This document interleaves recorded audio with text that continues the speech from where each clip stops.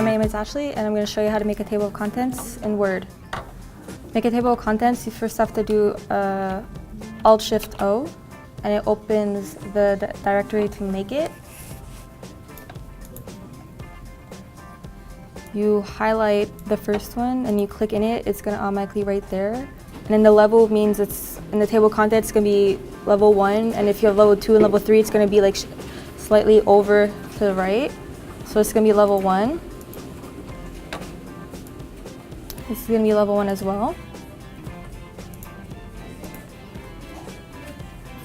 All you have to do is just highlight it and then click into the box. And then because this is level 2, you just put it up a level. And when I'm referring to levels, I mean headings and subheadings of each text. This is level 2. This is another level 1, so you put it back down.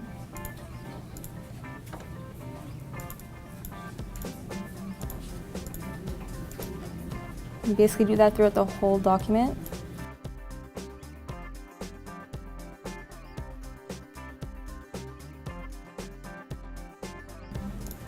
Okay, now after that, you can just close it, scroll all the way back to the top.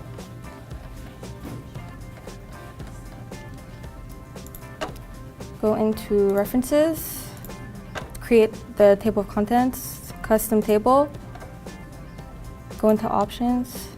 You unselect styles, you click table entry field, click OK. You remove the hyperlinks.